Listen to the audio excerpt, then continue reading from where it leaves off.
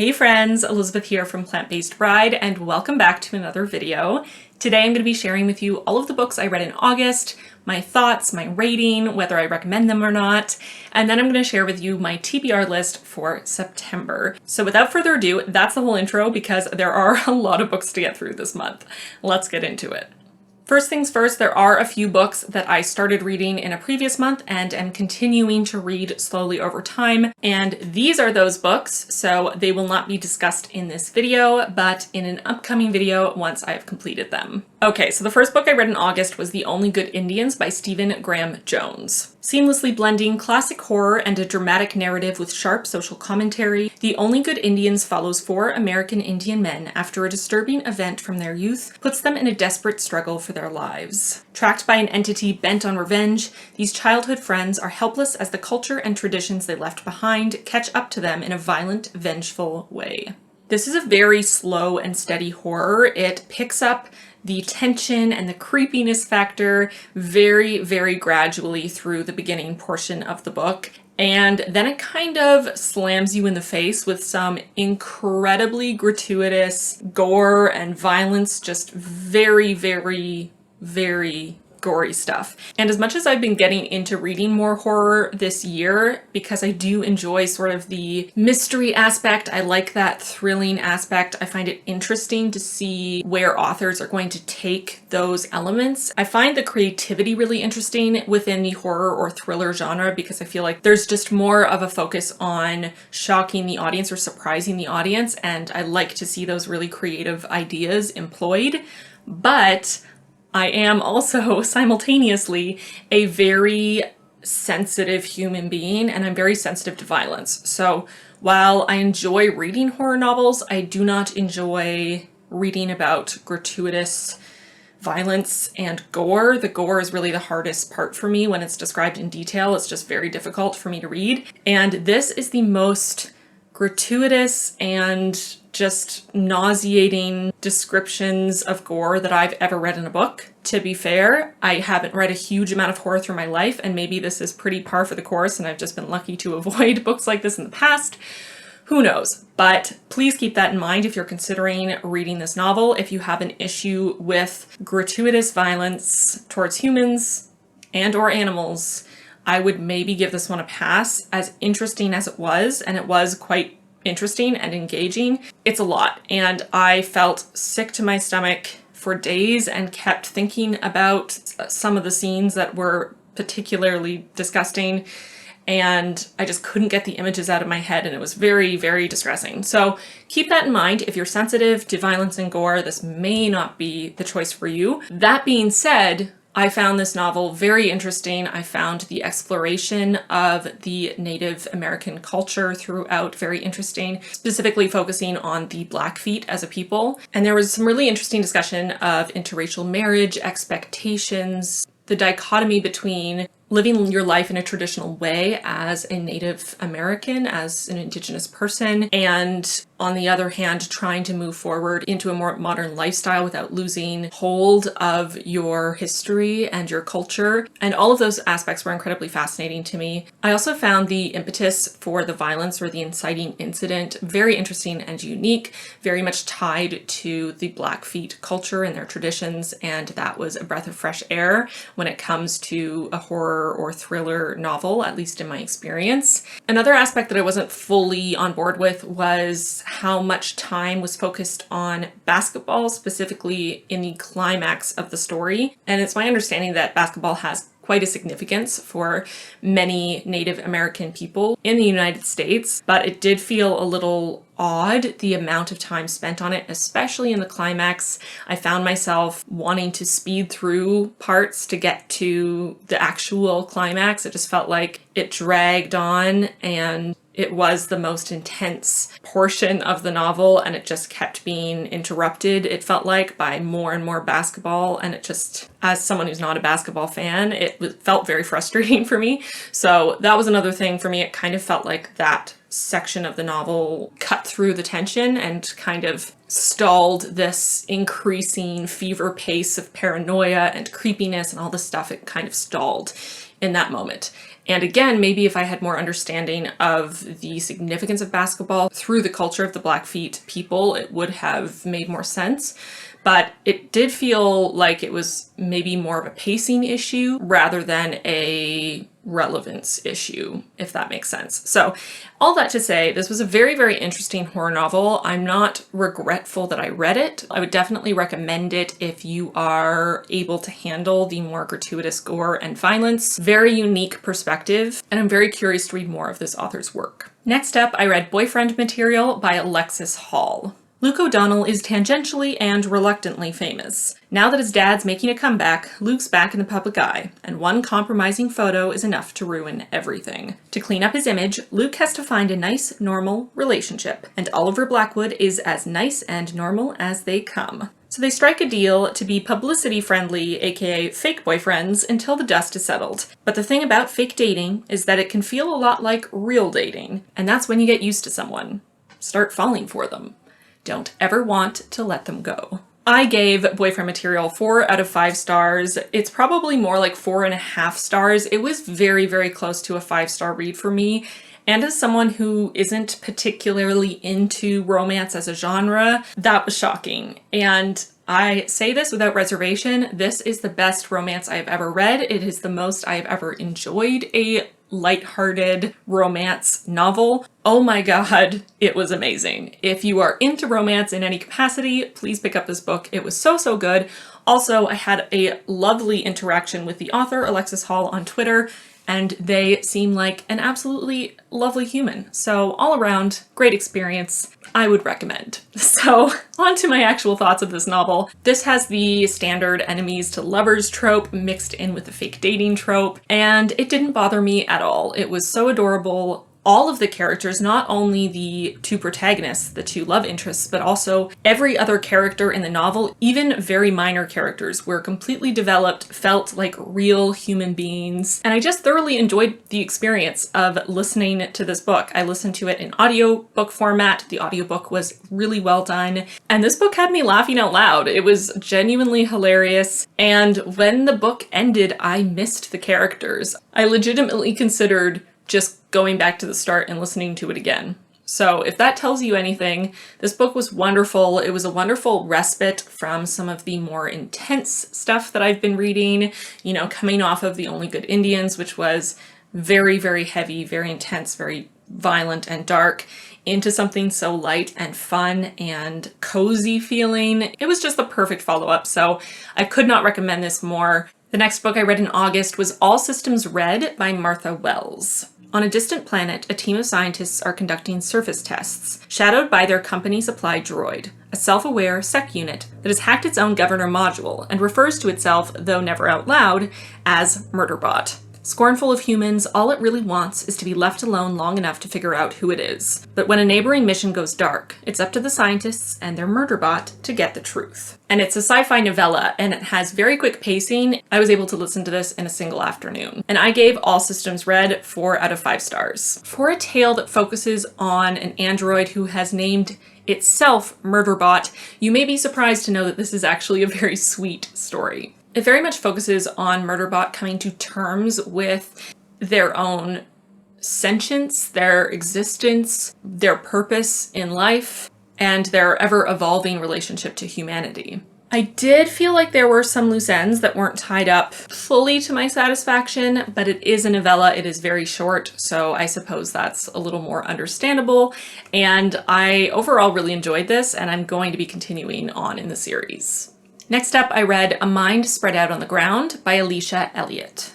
This is a memoir written as a collection of essays. A bold and profound meditation on trauma, legacy, oppression, and racism in North America. In an urgent and visceral work that asks essential questions about the treatment of Native people in North America while drawing on intimate details of her life and experience with intergenerational trauma, Alicia Elliott offers indispensable insight into the ongoing legacy of colonialism. She engages with such wide-ranging topics as race, parenthood, love, mental illness, poverty, sexual assault, gentrification, writing and representation, and in the process makes connections both large and small between the past and present, and the personal and political. I deeply connected to this work. I gave it 5 out of 5 stars. I can't say that I enjoyed it particularly because it really did discuss a lot of deep, dark, serious, difficult issues. But I really felt that Alicia Elliott wrote these essays in a very welcoming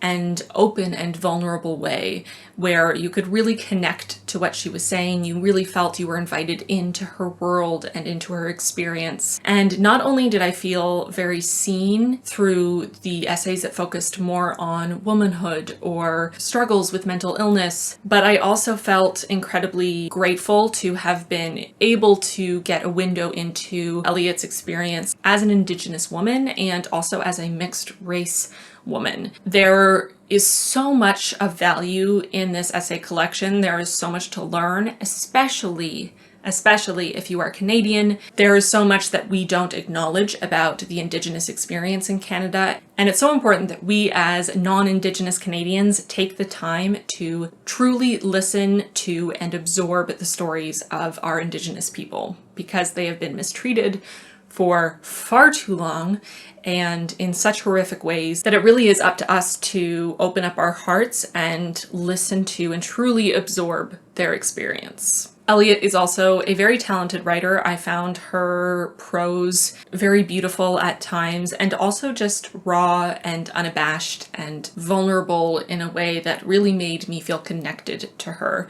So I would recommend this to anyone, but especially my fellow Canadians. The next book I read in August was A Closed and Common Orbit by Becky Chambers, and this is the second book in the Wayfarer trilogy. Lovelace was once merely a ship's artificial intelligence. When she wakes up in a new body, following a total system shutdown and reboot, she has no memory of what came before. As Lovelace learns to negotiate the universe and discover who she is, she makes friends with Pepper, an excitable engineer who's determined to help her learn and grow. Together, Pepper and Lovey will discover that no matter how vast space is, two people can fill it together. And I adored this book. Oh my goodness. I gave 5 out of 5 stars. If you remember my discussion of The Long Way to a Small Angry Planet, I also adored that book and also gave that book 5 stars. So I was hopeful. I was thinking I probably would like it, but I wasn't sure because I was aware that it didn't follow the exact same cast of characters, that it sort of branched off into a new story.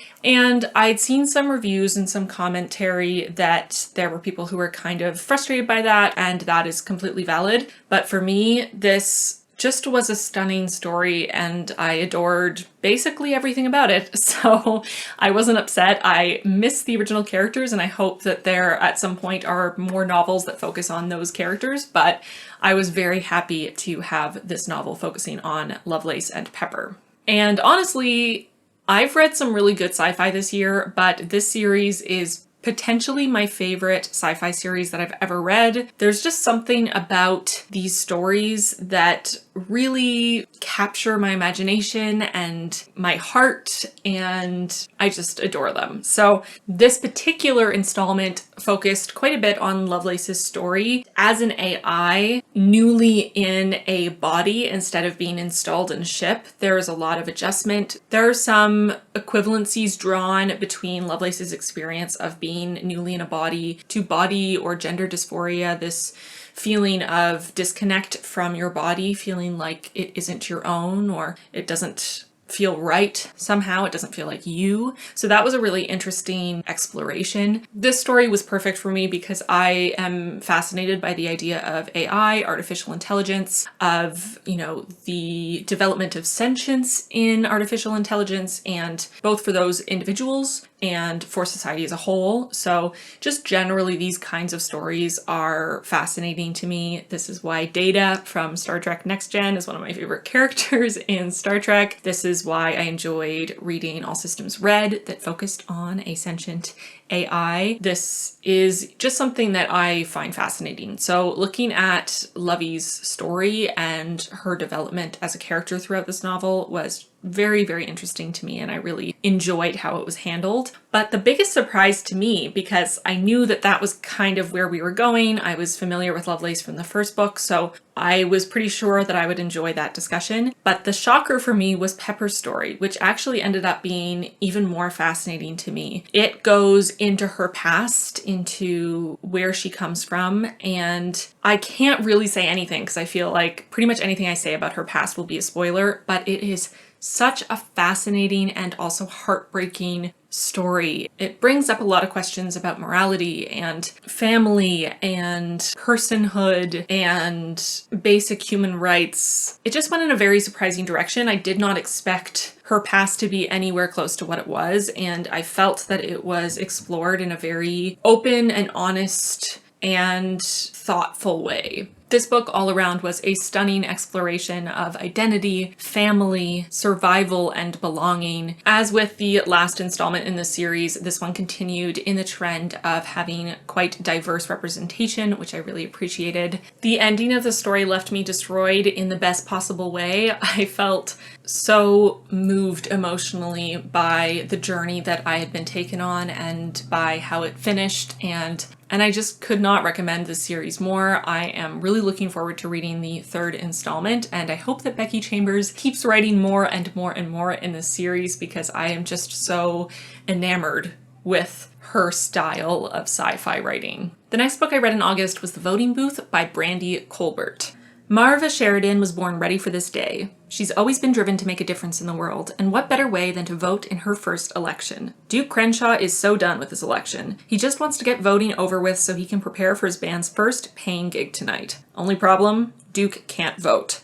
When Marva sees Duke turned away from their polling place, she takes it upon herself to make sure his vote is counted. They may have started out as strangers, but as Duke and Marva team up to beat a rigged system and find Marva's missing cat, it's clear that there's more to their connection than a shared mission for democracy. I found the sort of romance aspect of it very sweet, but it also covered a lot of really important topics that are very salient at the moment. This is an American book, and it really does explore the ideas of voter suppression, racism, and redlining, and those kinds of issues. And considering where we're at in the world at the moment and an election coming up, I would highly recommend this book to any young adults, teens who are coming up to maybe voting for the first time. If you live in the United States, I think this is a really great book to read. And it also touches on some more issues when it comes to race and police brutality, gun violence. So there is a lot packed into a pretty small package on this one, and I think it was really well done. The next book I read in August was Wandering in Strange Lands by Morgan Jerkins. Wandering in Strange Lands, a daughter of the Great Migration reclaims her roots, explores Jerkins' journey to understand her northern and southern roots, the Great Migration, and the displacement of Black people across America. Jerkins seeks to understand not only her own past, but the lineage of an entire group of people who have been displaced, disenfranchised, and disrespected throughout our history. I was really looking forward to this one. I know very little about this time in history in the United States. As I've mentioned before, I'm Canadian, and we don't learn pretty much anything about American history in school. So for me, I was looking at this very much with fresh eyes, and I found the exploration of the history of the Great Migration, of her family in the North, and the differences between that and her family in the South very interesting. It was very informative. But I think for me, this kind of lost its way in connecting all of that history with Jerkins as a person. I felt like this was missing that personal element, and for that reason I felt quite disconnected from this narrative. I think I expected there to be more tying in with her identity and more processing on a personal level of what she was learning and how that maybe impacted her view of herself and her family. And we didn't really get that part of it. And I really could feel that that was missing while I was reading. There really felt like there was a disconnect between the history being told and the author, which isn't what I expected from reading about this book before I jumped in. If you're interested in this time in history, I would highly recommend it. I, again, found it very informative and interesting, but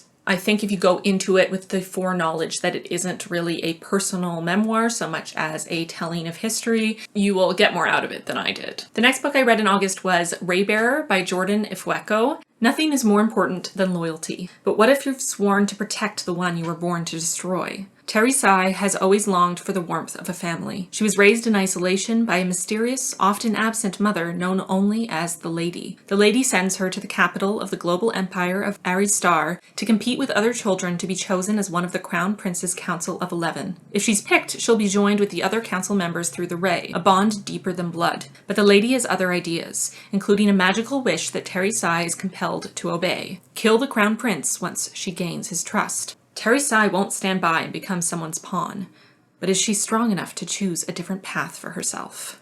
And this book was stunning.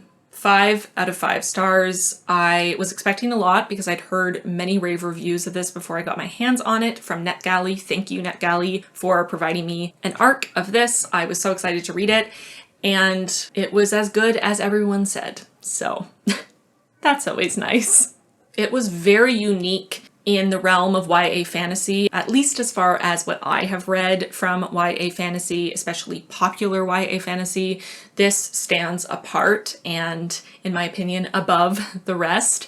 It was so well done. The world building was impeccable, and the characters were very well developed as well, especially Terry Sai. I really did feel connected to her character, and I could understand where she was coming from, and she had a very difficult childhood and, a past of neglect, and that really played into her interactions with the other characters throughout the novel. This novel not only explores that sort of primary conflict of Terry Sai wanting to belong, but also having this order to kill this person she cares deeply about, but it also goes into a lot more depth into the world itself, into the political realm, into colonization, into exploitation and trauma. And it doesn't just scratch the surface of these topics, it really dives in, and I appreciated that, especially out of a young adult novel. I will also say I listened to this as an audiobook, and the narration was absolutely impeccable. So if you're considering whether you should get the physical book or the audiobook, I would definitely recommend the audiobook.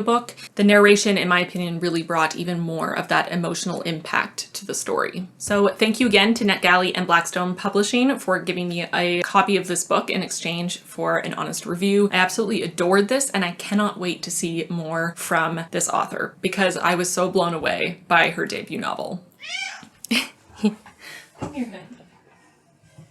Yoda also has a lot to say about books this month. Don't you, honey? Did you have a lot to say? Which was your favorite? Did you have a favorite? Oh, now you're quiet. You silly girl. Okay. Whew, I have to keep pausing because it's really hot back here. And now I have cat hair all over my face. The next book I read in August was How to Be an Anti-Racist by Ibram X. Kendi. Ibram X. Kendi's concept of anti-racism re-energizes and reshapes the conversation about racial justice in America, but even more fundamentally points us toward liberating new ways of thinking about ourselves and each other. Kendi asks us to think about what an anti-racist society might look like and how we can play an active role in building it. I think one of the things that I appreciated the most about this particular book on anti-racism was that it really tied in not just the larger ideas, not just the political, but also the personal. And this book is very personal to Ibram X. Kendi, to his experience, and to his personal awakening to what racism truly is and its part in his life. He is incredibly open and vulnerable about his past and present and journey, which I really felt grounded this work in ways that some of the larger bird's eye view or abstract books on anti-racism maybe haven't quite had that much of a personal element to it, but this really did. I really found it incredibly moving and informative, and I highly recommend it. I gave it 5 out of 5 stars. It's a powerful work that deserves your attention. I had to blow out my candles because they burned all the way down and the wax was dripping on the floor, so that's fun. The next book I read in August was The Honest Enneagram by Sarajane Case. The Enneagram is a personality system that consists of a spectrum of 9 personality types. Based on the hit Instagram account Enneagram and Coffee, this book is an introduction to the Enneagram itself, along with information about each type. As someone who was already familiar with Sarajane Case's work with the Enneagram prior to reading this book, that's actually why I requested it from NetGalley, I sort of had an idea of what to expect, and this book definitely met my expectations. It went really in depth into each type, which I really appreciated, and I was reading this book at a time when I thought I'd typed myself, but I was still kind of unsure if I'd gotten it right, and reading this book kind of kickstarted my motivation to really narrow it down, to really pin it down, figure out my type, and listening to this audiobook and then taking Sarajane Case's workshop on typing yourself and then deep diving into a bunch of articles and podcasts over a couple days led me to actually type myself properly, and I now know that I am a social 4 wing 3, which initially I'd mistyped as a 1 wing 2, which if you know the Enneagram, that kind of makes sense because 4s are connected to both 1s and 2s through growth and stress lines. If you don't know what the Enneagram is, then this is going to sound like utter nonsense. But if you're interested in the Enneagram, I would definitely recommend this book. I would say that this book is better suited to a print version or an ebook version than an audiobook because there are a number of segments that, while they were well described, just are better taken in a visual medium. So definitely would recommend getting the ebook or the physical book of this if you're interested in it. But regardless of that, I really enjoyed it. I found it incredibly informative. I cried a couple times because of some of the things that she was saying about childhood experiences. So I very much connected to it and I gave it 4 out of 5 stars. The next book I read in August was The Starless Sea by Erin Morgenstern. Far beneath the surface of the earth, upon the shores of the Starless Sea, there is a labyrinthine collection of tunnels and rooms filled with stories. The entryways that lead to the sanctuary are often hidden, sometimes on forest floors, sometimes in private homes, sometimes in plain sight. But those who seek will find. Their doors have been waiting for them. As Zachary, Mirabelle, and Dorian venture deeper into the space and its histories and myths, searching for answers and each other, a timeless love story unspools, casting a spell of pirates, painters, lovers, liars, and ships that sail upon a starless sea. So I actually haven't written my Goodreads review on this book yet because I really don't even know how to put into words how I felt about this one. I gave it 4 out of 5 stars, and truly it's hard to describe, especially without spoilers. But I will say this is a very lofty, whimsical, magical, fantastical novel. It's very poetic. There are many, many metaphors. I found it fascinating. I was very much pulled into the story. I really enjoyed how all of these different sort of storylines were tied together. There are books within a book in this one. There are many side stories, and some of those side stories were just so beautifully put together that I just really felt drawn in to each of these little asides of these different characters that were introduced to throughout. I don't really know what's true and what's not. I don't really know what happened, but I don't really care because I just enjoyed the journey so much. And honestly, that's kind of the point of reading for me, just enjoying the journey of reading a story. And while I definitely get frustrated if I don't feel like the ending is satisfying, for me, an ending doesn't necessarily have to answer all questions to be satisfying, especially with something like this that really is sort of more up for interpretation. And I enjoyed that aspect of this book. So I guess this is kind of a vague discussion of it. But like I said, I'm still kind of processing and trying to figure out my thoughts on this whole thing. I honestly feel like maybe I need to reread it to keep contemplating, but I do know that I really enjoyed the experience. I connected to a number of the characters. I found the writing quite beautiful, and for me, it was 4 out of 5 stars. I'm glad I read it.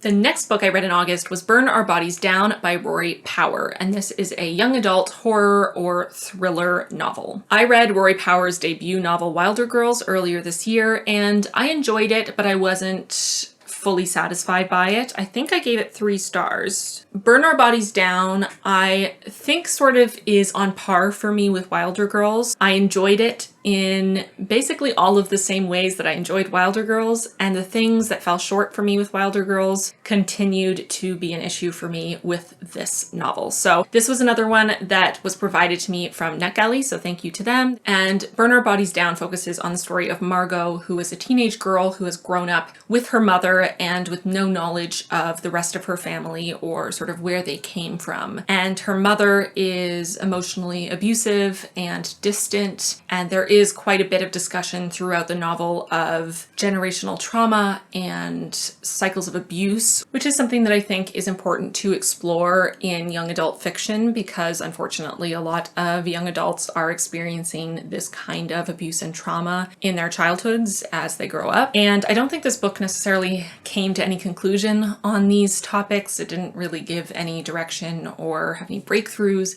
These characters are just struggling with this cycle of abuse and this trauma that is being passed down from generation to generation. And that is a large aspect of the conflict in this story. And basically, we're following Margot, who wants to know more about her family and is getting nothing from her mother.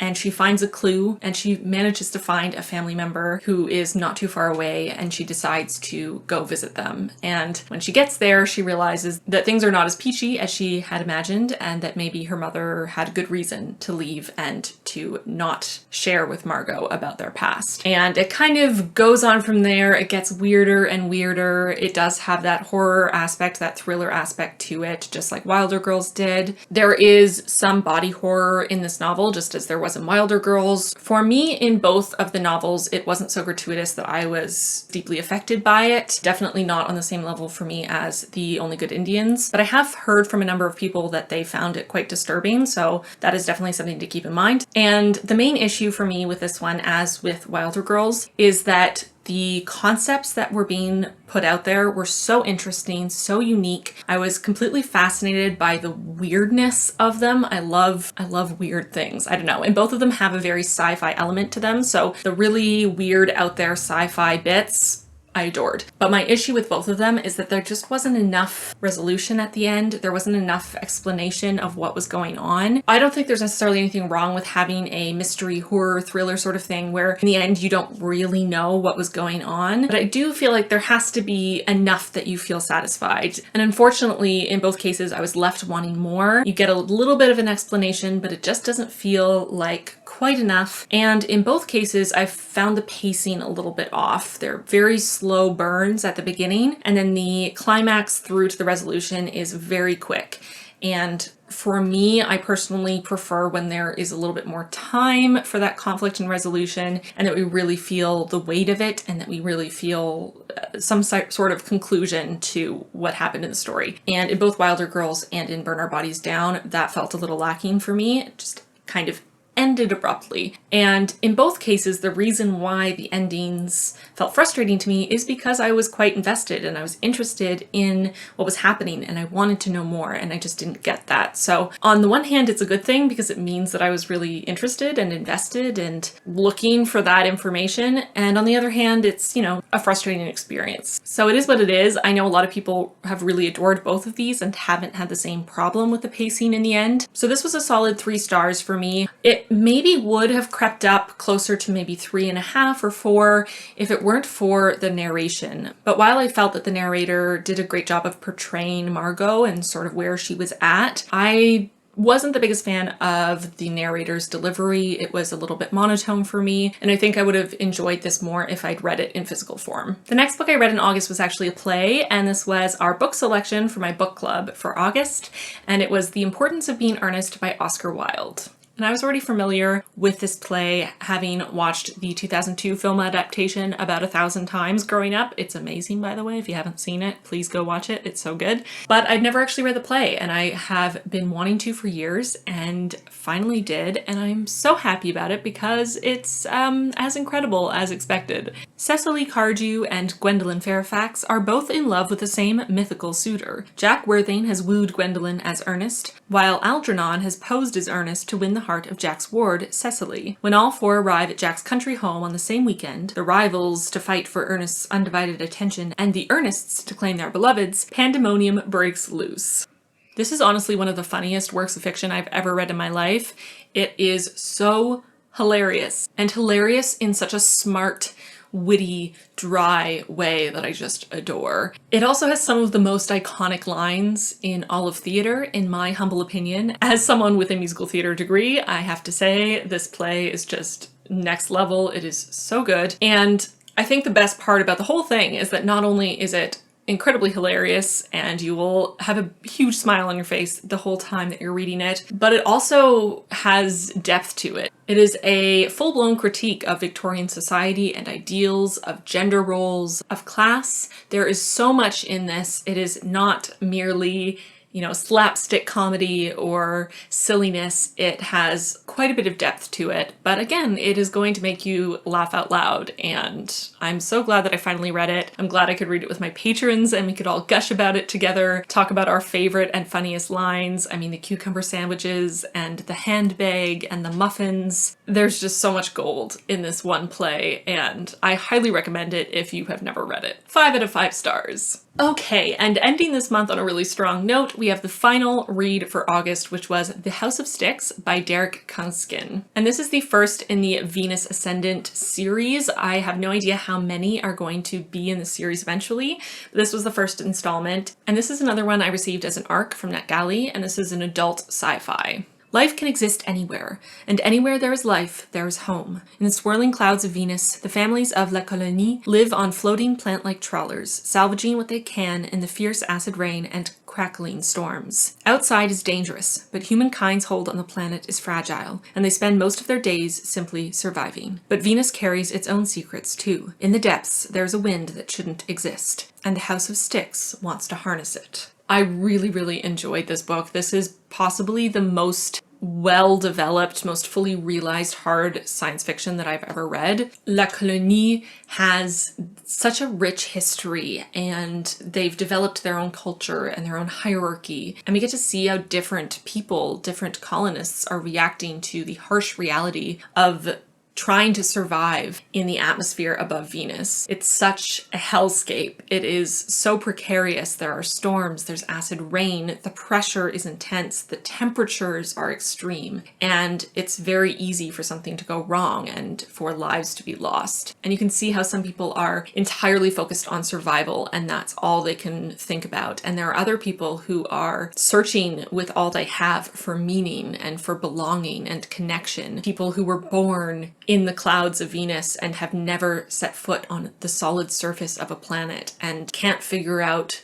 where they belong. The characters are really well developed in this story. They are very flawed and unlikable at times, but Kunsken manages to make them still relatable and likable overall, at least for me. Every character I could relate to in one way or another, and I could understand where they were coming from, even through their sometimes significant flaws. This novel explores a lot of heavy concepts. There is grief and loss. We have an exploration of gender identity and queerness, body dysmorphia. There is trans representation in this book that was a surprise to me and very welcome. I thought it was very well done. Of course, that is only my opinion as a cis person, and I would love to see some Own Voices reviews of the representation in this novel. I haven't been able to see any just yet. The novel also explores quite heavily addiction and self-harm, suicidal ideation, and an existential crises on a large scale. I was also very pleasantly surprised that these colonists were originally from Quebec and are francophone. So that was kind of a fun surprise as a bilingual Canadian with a francophone Quebecois brother-in-law. It was so fun to have that slow realization through the beginning of the book of thinking like, oh, they keep swearing in French. That's interesting. Oh, all their names are very francophone. That's interesting. And it's kind of embarrassing how long it took me to realize that they were in fact Quebecois. I guess I just didn't expect it because I was going into this as a sci-fi novel in the context of it being, you know, colonists of Venus, and the author's name didn't sound French in any way, and I, you know, had no knowledge of him having any connection to Quebec or Canada in general, so I just didn't expect it at all. So it took a while for me to have that aha moment of like, no, these are definitely Quebecois. Like, who else would say tabarnak so many times, right? Like, they have to be. Anyway, I really liked that part. I know I saw some reviews of people who don't speak French or don't speak it well who felt that the French portions kind of pulled them out of the story because they couldn't understand what they were saying in the French segments. To be fair, they really don't speak French very frequently. It's basically just characters' names or names of habitats that are in French, and then swearing is in French all the time. There are a few phrases in French throughout, though maybe there were more than I recognized just because I speak French. I read them without thinking about it. So perhaps there was more than I had really registered, but I think it brings even more to the story. It brings more richness to the background of the characters and to the history and the culture of these people. The Quebecois have a very distinct history, and I think it tied in very well to the way that the colonists were surviving on Venus and their reason for coming and who they are as people. So anyways, that was just a fun surprise that I didn't expect going into it. And overall, I just really, really enjoyed the process of reading this book. Kunsken's imagery was so beautiful, and the way that he described Venus, it really is this sort of terrible beauty, this dangerous, precarious thing that is horrific in its way and yet has this magnetism, and the people who live there are afraid of Venus, and with good reason, because Venus is so dangerous, but they are also drawn to her and they want to please her and they want her to accept them and embrace them. They want to belong. And there were just so many moments of descriptions, especially of the surface and the different cloud decks of the atmosphere of Venus, that just really transported me. I felt like I was there. And I really felt that this novel was a full sensory experience. And honestly, I don't think that there's anything that I could have wanted from this that I didn't get. It was really a complete, as I said, a fully realized hard sci-fi. There was a lot of science in there. There's a lot of technical details and information that I ate up and adored.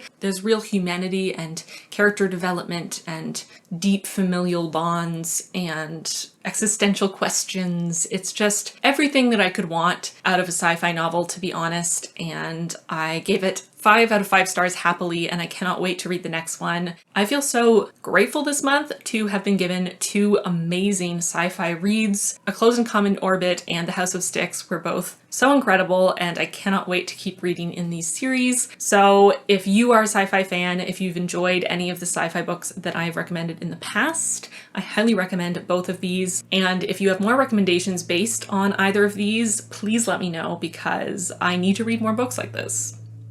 I just do. So thank you again to Neck Ellie for giving me this arc, because I have now found a new favorite author. Okay, and with all of that, we've come to the end. Those are all the books I read in August. Yes, I read a lot. Oh my goodness. I don't even know how. This was the busiest month of 2020 and I somehow read 14 books or something like that. I don't even know, it's ridiculous, but I hope that you enjoyed hearing my thoughts on them. As I mentioned, I will have my Goodreads link down below, so if you want to read dedicated reviews for any of these books, check them out. On almost all of them, I went into more detail than I did in this video because I didn't want this video to be hours long.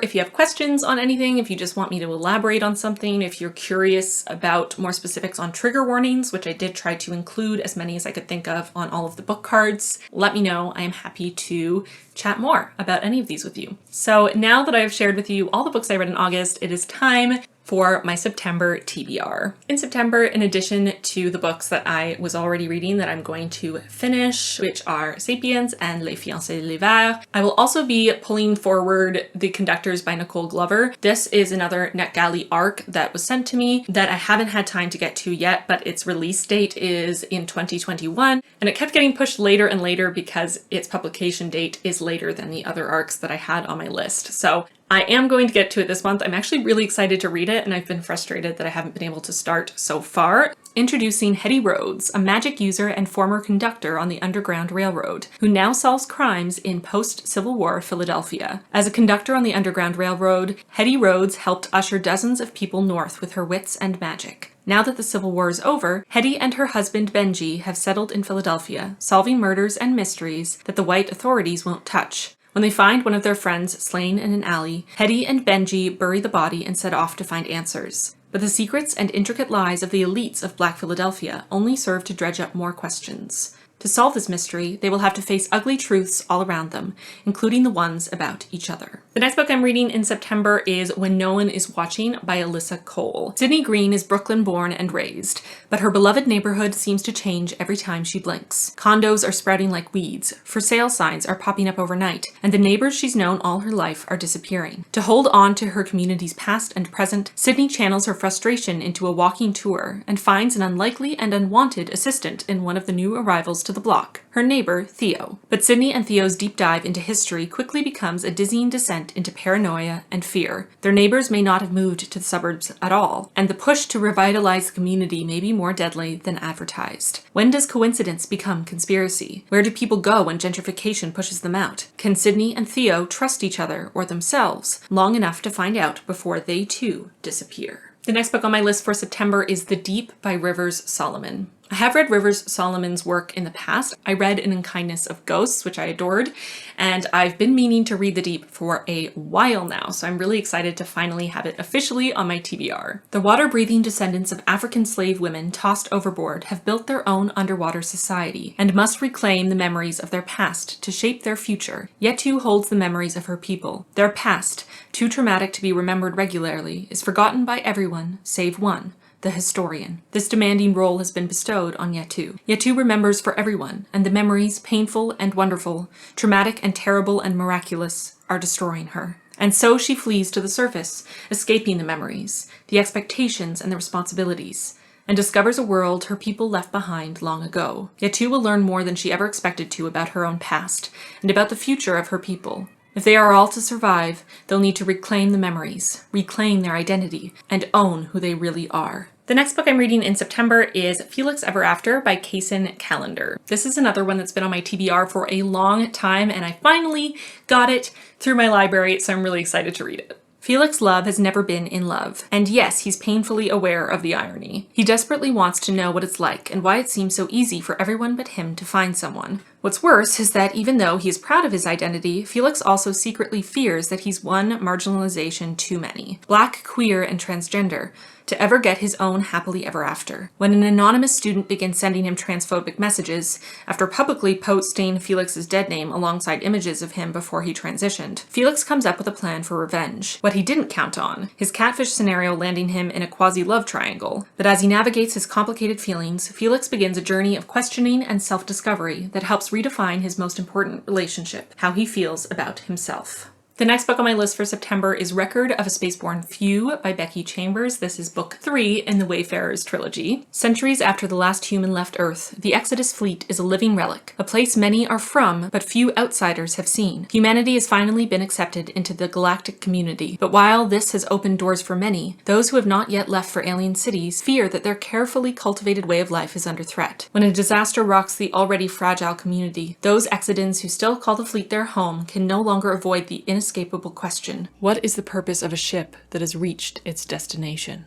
The next book I'm planning on reading in September is Station 11 by Emily St. John Mandel. Set in the days of civilization's collapse, Station 11 tells the story of a Hollywood star, his would-be savior, and a nomadic group of actors roaming the scattered outposts of the Great Lakes region, risking everything for art and humanity. The next book I'm planning on reading in September is the 5th season, the first book in the Broken Earth series by N.K. Jemisin. This is the way the world ends.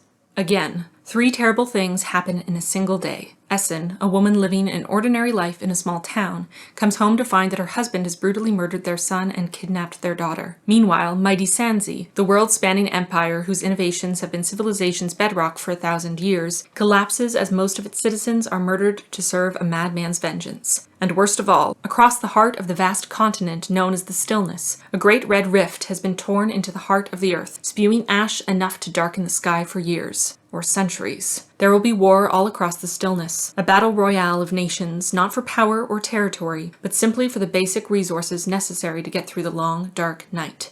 The next book I'm planning on reading in September is Vesper Flights by Helen MacDonald. Animals don't exist in order to teach us things, but that is what they have always done, and most of what they teach us is what we think we know about ourselves. In Vesper Flights, Helen Macdonald brings together a collection of her best-loved essays, along with new pieces on topics ranging from nostalgia for a vanishing countryside to the tribulations of farming ostriches to her own private vespers while trying to fall asleep. And the very last book on my September TBR is our book selection for my book club for September, which as of filming this video, I do not know, but by the time I'm editing this, we will have decided, so I will include that book here. The Book Woman of Troublesome Creek by Kim Michelle Richardson. Tucked deep into the woods of Troublesome Creek lives blue-skinned 19-year-old Cussie Carter, the last living female of the rare Blue people ancestry. The lonely young Appalachian woman joins the historical Packhorse Library Project of Kentucky and becomes a librarian, riding across slippery creek beds and up treacherous mountains on her faithful mule to deliver books and other reading material to the impoverished hill people of eastern Kentucky.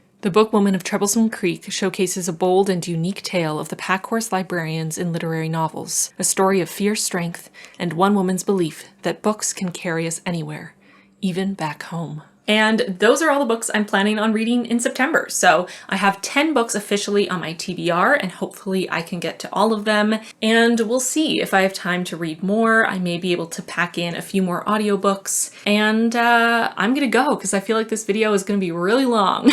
Let me know in the comments down below the best book you read in August, the book you're most excited to read in September, and also if you have any recommendations for me based on what you can see that I like and don't like.